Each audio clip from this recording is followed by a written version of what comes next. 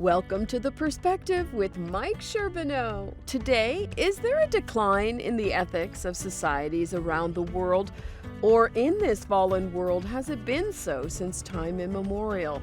We get some answers with author, ethicist, and pastor Sam D. King, whose latest book, A Holy Haunting, asks the ethereal and quite beautiful question, what if faith is not a mere byproduct of cultural factors, but an echo resounding from eternity? What if faith is not a mere byproduct of cultural factors, but an echo resounding from eternity? Many people mock prayer. Richard Dawkins even equated prayer to calling upon a fairy in the sky. Many also believe faith is a leap into the dark armed with nothing but a whim. Harvard-trained ethicist Sam D. Kim interacts with this perception and challenges people to look at faith in a whole new way. Well, welcome everybody to The Perspective with Mike Sherbino. My name is Mitch Hunter. I'm going to be co-hosting today, and a question that we're going to deal with is, what's good? And Mike, you might also extend that grammatically proper. What is good? And so let me ask you, what is good on, let's say, pizza? What do you think?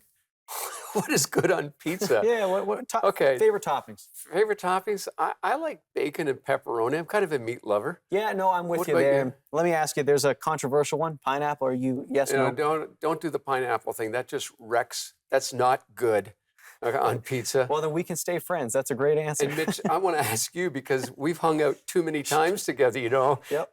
And this is going to be a bombshell. But anyways, the question is, what is the proper way to eat pizza? Like I would say, you just don't do it well, man. Some people make fun of me, Mike. I've got a patented technique where I kind of wrap the pizza with my hand, and that gives me ultimate ergonomics, complete control of the pizza, but I do get some sauce on my hands. You do get sauce. Yes, I've seen the sauce all over. Anyways, well, we're having a little bit of fun today, but here's a question. What actually is good? And how do we choose that? And Mitch, things just keep shifting and changing. Yep. What was good 20 years ago seems to be not so good now. So here to help us on the program is Dr. Sam Kim. And Sam, I want to welcome you to the program. Thank you for coming on today. Great to be with you guys. We want to talk about some big issues, and it's not about how we eat pizza, okay? Although maybe we should start with that. What do you think of Mitch? Do you roll it up, or do you just kind of go in it from the front first? In New York, we fold it in the front. Oh my goodness! I've not tried that one. Okay. Yeah.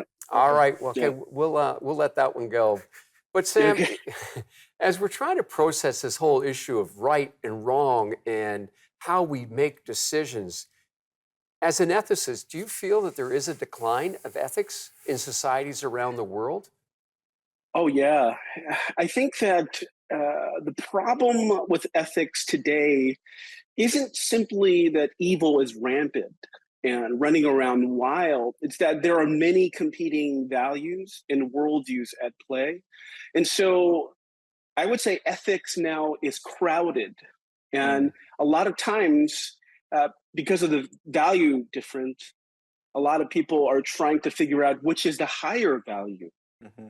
And that's probably why, in many ways, we're facing dystopia and the collision of values. So, Sam, let me just jump right in and ask you. So I minored in philosophy when I was at university, and so I had a fair amount of these conversations about what is good, what philosophers, let's say, what ideas are going to help us live our lives. And so I don't have the experience you do, but I at least engaged in the conversation. And so from the conversations I had, it seems like most people today, and please push back, correct me if I'm wrong, it feels like most people today, their ultimate ethic is freedom, or maybe you could say individualism, that whatever is good for me, that whatever I want to do, that is not just okay, but that's actually good. And for me to say, well, don't do that, that might not be the ultimate good. They say, well, that's what I want to do. Would you say that's a fair assessment of ethics today, or what do you think? Yeah, that's true. I think when you have free sovereign states, and you free people in countries that value ideas and freedom, I think that's absolutely what's going on today. People want their own agency to a place where it is becoming radicalized in many ways, Hmm. and that could be also a danger. Sam, so let's just develop it a little bit more. And I want to go back to one of the comments you made about a minute ago. You talked about shifting values. And Mhm. I remember, when I was about 20, there was an assumption, even in the church, that we all valued the same thing with the same degree of passion. Hmm. And it Mhm. started to move as I got older and older. And now I look back and say, man, there are some things that we don't even talk about anymore. What's caused the shift? What's caused the shift? Well, like I said, there are a collision of values and many different values. Like the famous, prolific Canadian philosopher Charles Taylor talks about in his book In the Secular Age. He That's talks right. about that this is not a secular age in a vacuum. For over 500 years, most of Western civilization has believed in the Judeo Christian value. But as the platform became crowded with many different beliefs and freedoms and ideas, simply we're have many values and worldviews to choose from. And I think that's really what's confronting and confounding us today. And I think that's where we're at. So Sam, let me ask you a question. How do we engage in this sort of question about what is right, what is wrong? The question of ethics, what is the good? I've found in my own experience that some people, Mhm. a small number of people, are willing to have that conversation and say, hey, maybe my understanding is wrong. I'm going to genuinely hear out your understanding of things. My Yes. experience has been that the vast majority of people say, here's what I believe. If you challenge it, you're being mean to me. And I find conversation will not get Yes. very far for that reason. So how can we help people open up to an intelligent, honest, vulnerable conversation about what is good?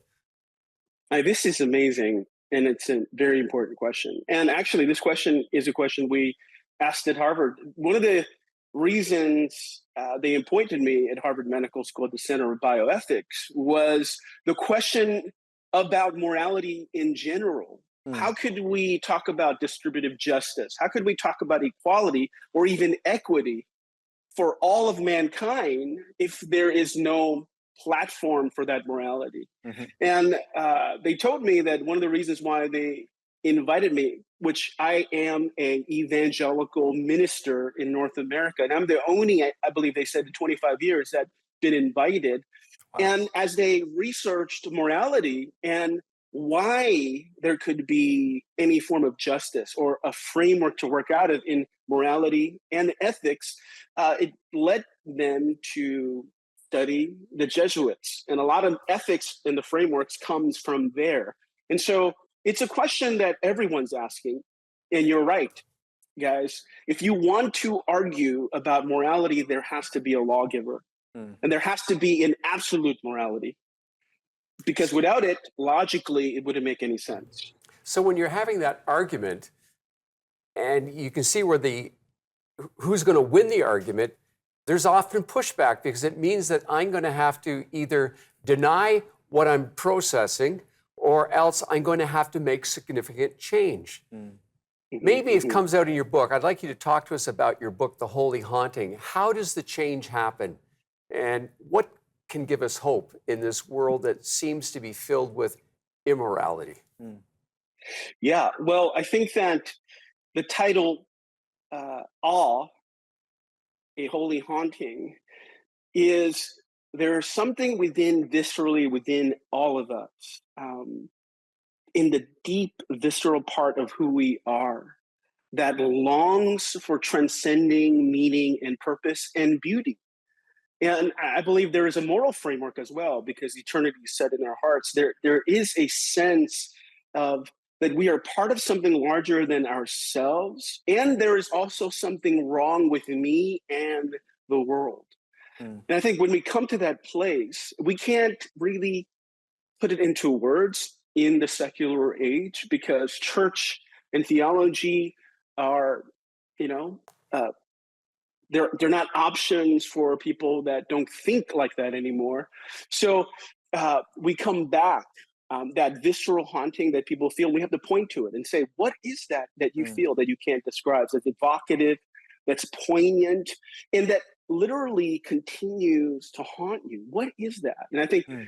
our job as believers is to point to that existentialism that everyone feels. And that's why I call that, it's not a byproduct of cultural factors. Faith and this longing is actually within us. Wow. Sam, I think you put that so well. And one of the examples I've used when talking with people, and this might be C.S. Lewis, I know it's not my original, but it's to say, when everybody says, it seems like I've got a God-shaped hole in my heart, well, we can either write that away as just emotions, or we could say, maybe we were meant to have that hole filled. So everybody, stay with us. We're going to continue having a conversation with Dr. Sam Kim. We'll be right back.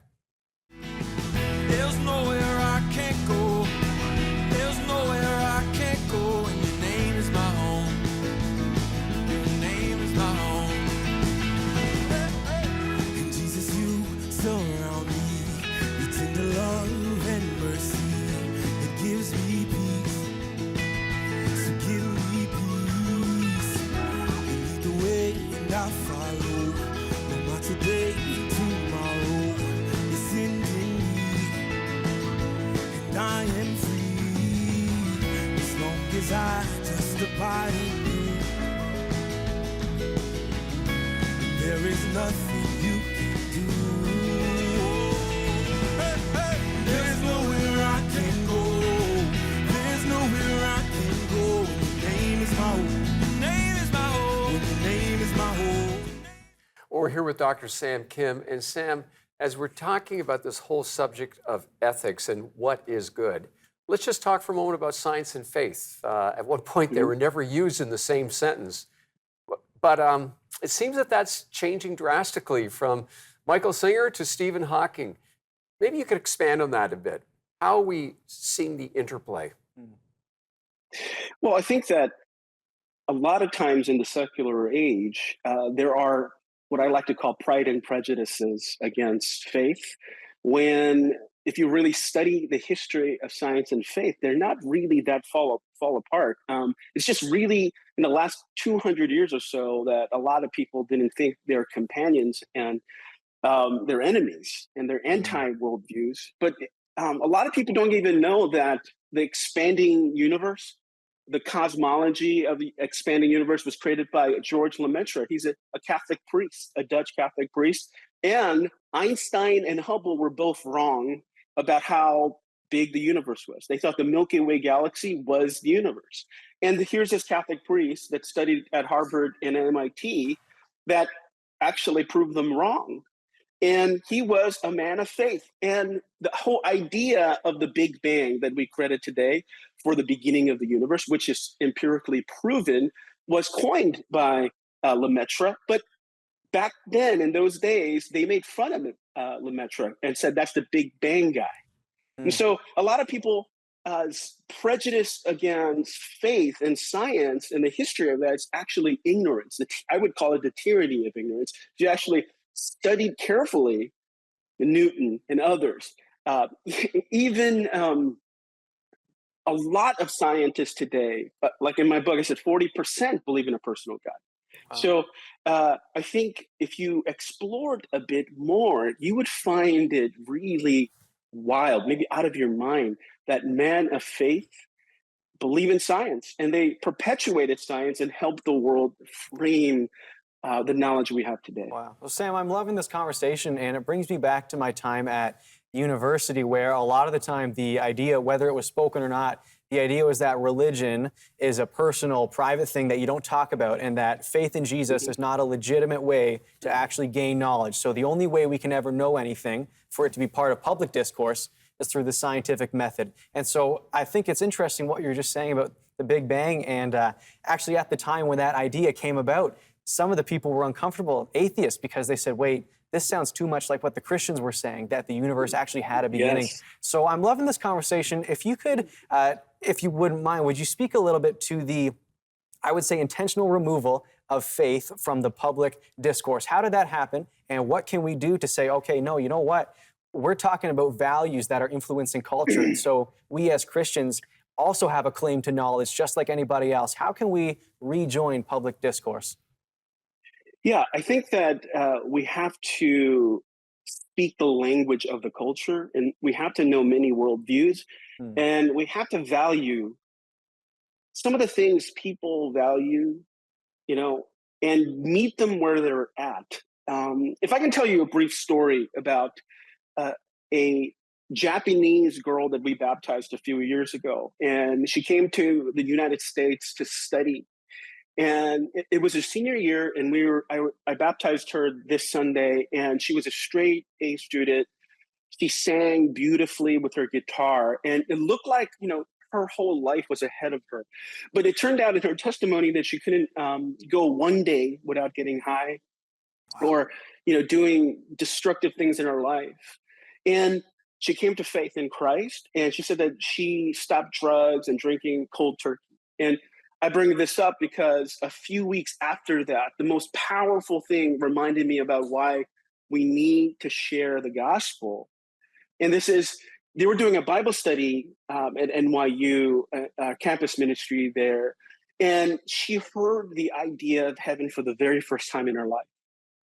And everybody there, like, well, you never heard of heaven before? She goes, no. He goes, are you, she freaked out and she said, are you kidding? Are you telling me that I not only have Jesus in this life, but are you telling me I have Jesus forever? Mm. What we took for granted in Sunday school, she never heard of. And so why we need to come back to the public discourse, and for our students who met her where she was at, for her, she just didn't know. She never heard the gospel. And that's why I think it's critical for all of us to share our faith in a personal way, in a scientific way, in every way, because there are so many people out there that are intelligent. They just don't know. They haven't heard. You know, Sam, pick up on something that you were just saying as you described that story of that young woman.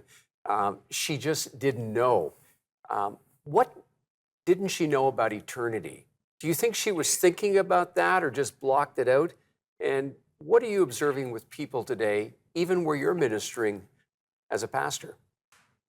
Yeah, well, for her, it was just a foreign concept. Idea of heaven, even hell, was a foreign concept to her. She thought that when she accepted Christ, it was just for this life. She had no concept of an eternal world. And we see that more and more today in this age, where people are far, you know, further from church and the Christian Judeo sort of value system. And one of the greatest barriers that we see in New York City and in the secular age is a lot of people believe that faith and science are not compatible. And so they believe that science is empirical, and they believe faith is, you know, anecdotal.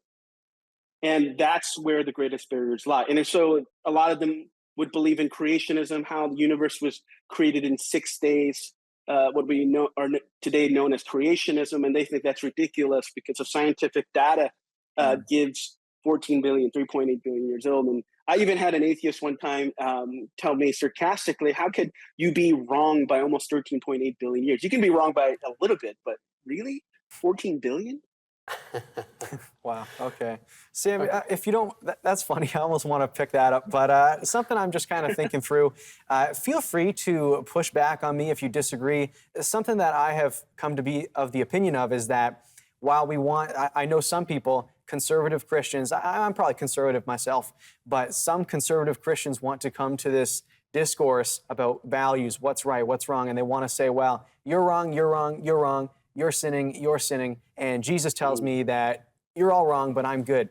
And it was my experience at university that a firm condemning approach was not helpful. I think kind of like the student that you just shared about who'd never heard of the joy of Christ for all eternity. What I believe is that it might be helpful in the public discourse not to say, here's where you're wrong, but to say, here's where you could be because of Jesus, and to offer them that hope. What do you think of that in 30 seconds?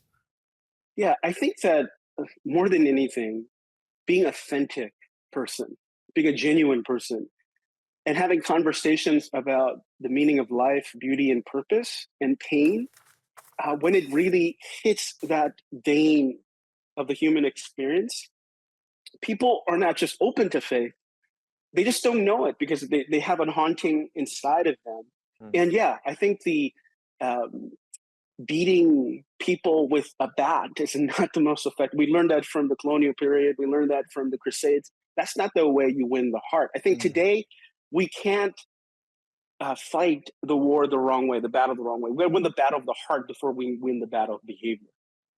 That's a good point. That's a good point. Pastor Sam, you've written a book called The Holy Haunting. How do we find it? I'm assuming Amazon has it.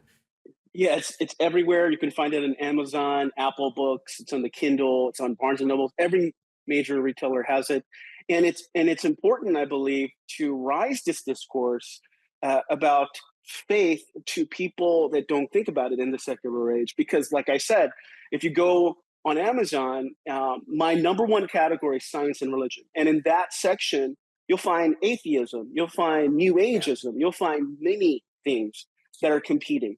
And to have a book that offers people a rational and beautiful invitation to the gospel is paramount in this age. And that's why I was compelled to write it, because there's so many, like that young woman that college student I talked about that never heard of Jesus, and she's in so much pain.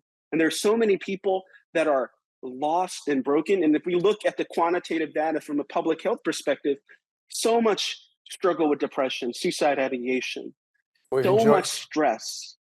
We've enjoyed having you with us, and I'd like you to come back so we can carry on the conversation in a little while. Pastor Sam, thank you for being with us, and keep pressing on with proclaiming truth.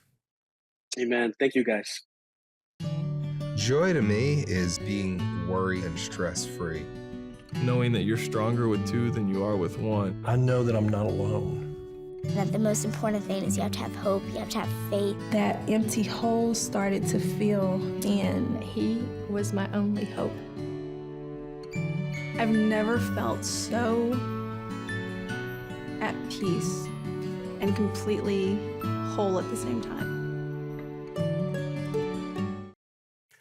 Love Dr. Sam's comments on this journey called life. Mitch, I know there were two things jumping out in your mind. What's the first one? Yeah, well, the first thing, Mike, was the approach that we can have when we're talking about cultural values. And so I know a lot of people, even conservative Christians, who mean well, who love people, but the way they respond to society going all over the place is say, that's bad, that's bad, that's bad. And there's that tension. It's awkward. And so what we could rather do, and Sam picked up on this, is if we approach people with the hope of Christ, the love of Christ, the invitation, they say, well, now I want to be where you are. The sledgehammer's not working. Exactly. We need a conversation. We got to have a friendship. Catch more flies with honey. That's correct. What was the second one? Well, the second thing is this, Mike. When he shared the story about that student who just never knew the hope that we as Christians have of eternity with Christ, that we could be with our Lord forever, she simply didn't know. And so sometimes it's easy for me to say, I want to stay out of this whole thing with culture. I don't want to get burned by all the tension. But for people like that, Mike, I say, you know what? I've got to keep talking to people,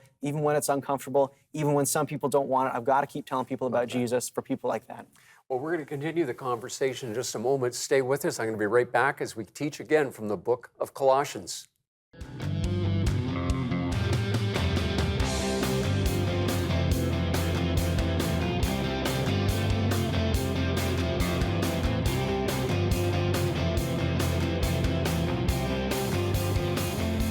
During this week, we've been talking from the book of Colossians about what set apart the people that Paul was writing to. He was writing from a prison cell, writing to a church that inspired him.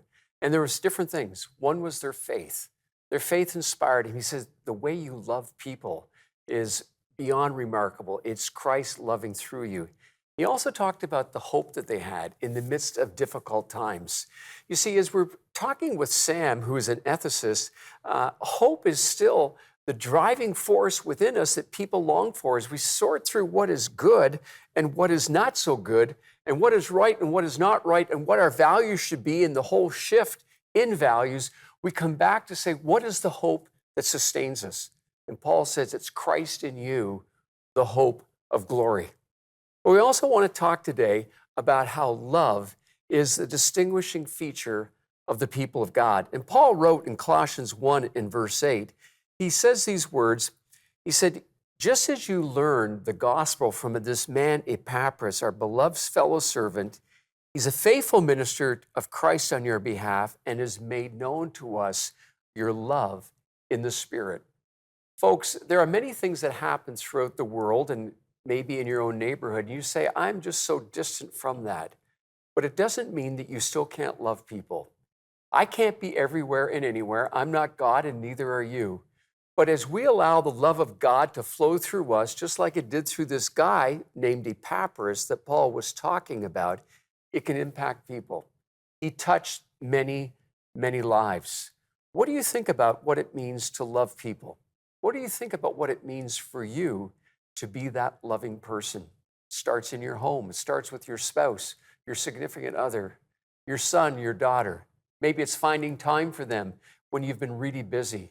Maybe it is just stopping and going for that cup of coffee, or taking time to play with that young child who maybe doesn't have a father or a mother. What does it mean for you to love? Because you see, our love in the Spirit is a sign that we're living the crucified love.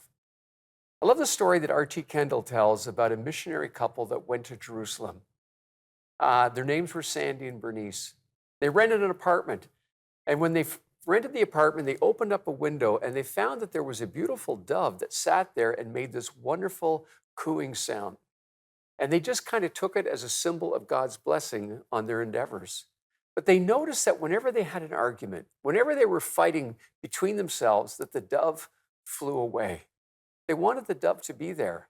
But the more they argued or were at each other, the dove was gone. And they had to make a decision. Either they're going to change the way that they talk to one another or never see the dove again. I want to suggest to you that the Holy Spirit is far more sensitive than any animal, any dove can be. But it becomes an illustration. And if I want to know the presence and power of the Holy Spirit in my life, I need to say, what is there in my behavior that pushes him away from us? What is it in my behavior that causes my own soul to dry up? Perhaps I need to come back to the book of Colossians and look at this church and how they love people in the Spirit. I think it also meant for this church that as they listened to the promptings of God, they moved in obedience and they reached out and they cared for people. The final thing was this. He said, I want you to be filled with the knowledge of God's will. And to be filled with the knowledge of God's will comes back to who is it that we're allowing to influence us?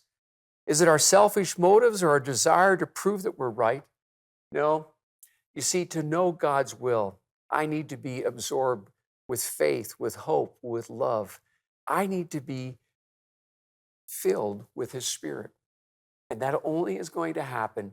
I'm only going to know His will in my life as I surrender daily to Him. And can I invite you to do that today? To say, Lord, I want to surrender to you. I want to walk with you. I want to have an encounter with you like that young woman that Pastor Sam pointed to Jesus.